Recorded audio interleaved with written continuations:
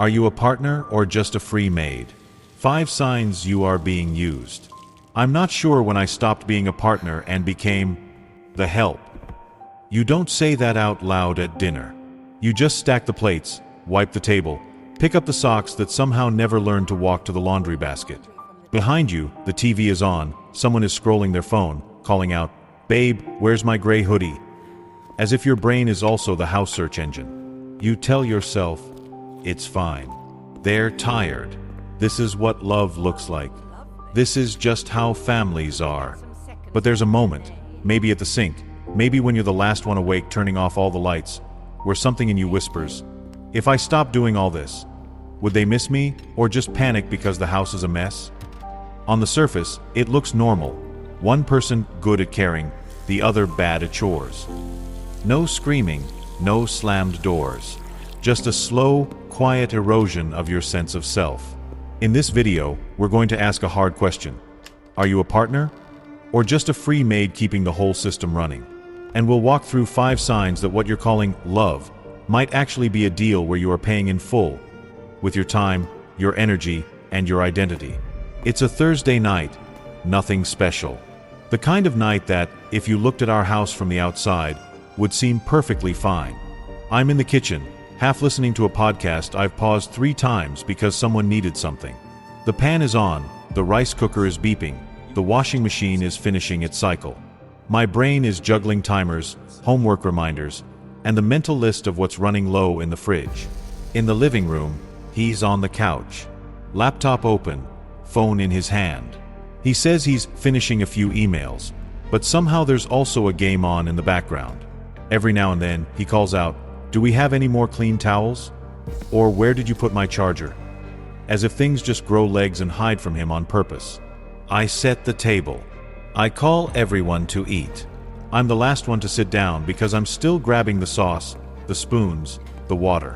By the time I take my first bite, someone's already asking for seconds. Dinner ends with a familiar pattern. He pushes his chair back, stretches, kisses my cheek, and says, "That was great, thank you. I'm exhausted. I'm gonna lie down for a bit." The kids scatter. The plates stay. I stand in the doorway for a second, watching him sink into the couch, phone already in his hand again. There's this tiny, stupid moment where I wonder what would happen if I just didn't move. If I left the plates, the crumbs, the spills exactly where they are. My body knows the answer before my brain does. My feet carry me back to the table. I start stacking dishes, wiping surfaces, loading the dishwasher, switching the laundry, packing snacks for tomorrow. No one asked me to.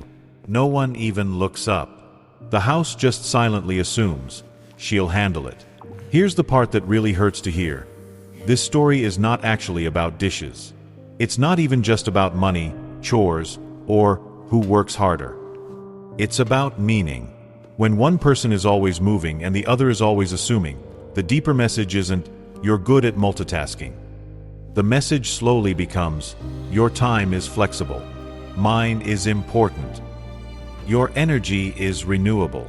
Mine is limited. Your role is to make things easier. My role is to be the one worth making things easy for." That's the real wound. Most people in this dynamic didn't wake up and decide, "I'd like to be used today." They were trained into it.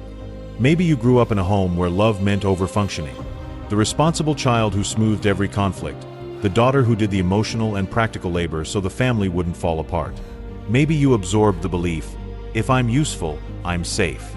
If I stop serving, I'm disposable. So now, as an adult, you keep serving. You anticipate. You fix. You compensate. You tell yourself, this is what a good partner does. On the surface, you look strong and capable. Inside, you're quietly asking, if I stopped holding everything together, would anyone hold me? Your partner, meanwhile, might not be a villain. They're operating on their own script. If everything gets done, then everything is fine. They see a clean kitchen, fed kids, paid bills. They don't see the cost, your back pain, your clenched jaw, the way your eyes go flat when you say, "It's fine, I've got it." That is the subconscious dynamic. One person becomes the system. The other person becomes the user. Resentment grows when your soul knows this is unfair, but your mouth keeps saying, "No worries." It's not just the tasks that are unequal. It's the recognition, the respect, and the right to have limits. So when you feel that heavy, quiet rage, it's not because of a sink full of plates. It's because something in you knows, I am being treated like a function, not like a partner. In this setup, the rule is quiet but clear. Everything you do is expected. Everything they do is extra. You cook, clean, plan, remember birthdays, track appointments, notice when things are running out. That's just your role. When they load the dishwasher once or watch the kids for an hour, there's a small performance. See, I helped. Non-verbally, you can feel the hierarchy. Your constant movement is invisible.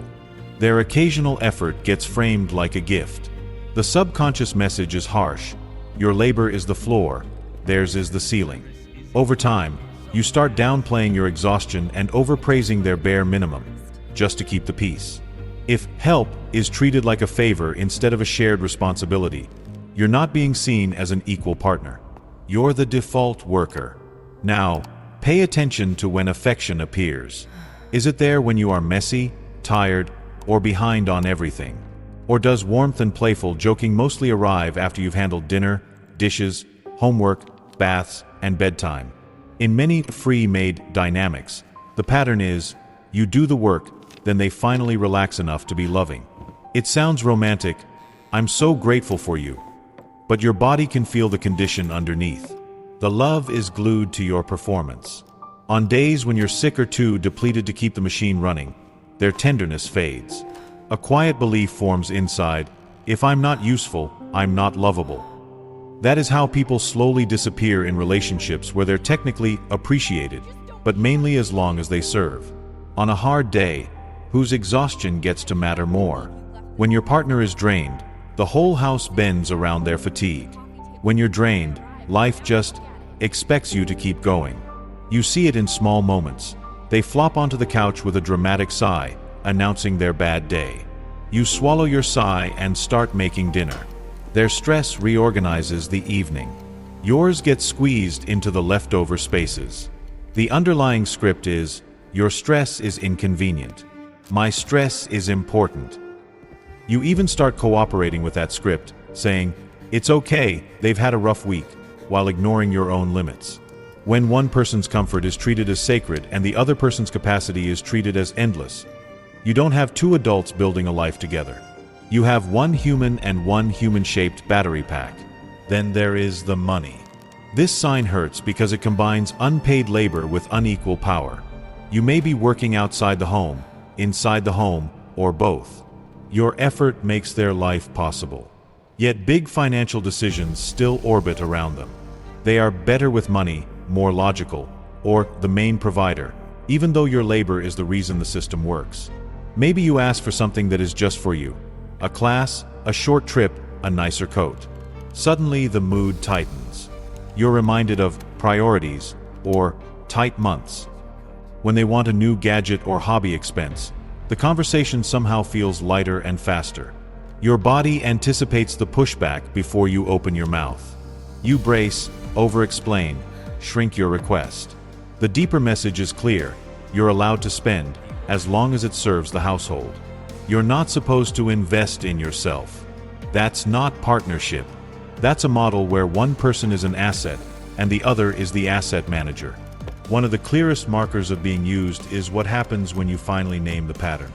You say, I feel used, or I can't keep doing everything. Instead of curiosity, you get a counterattack, you're overreacting. Why are you so negative?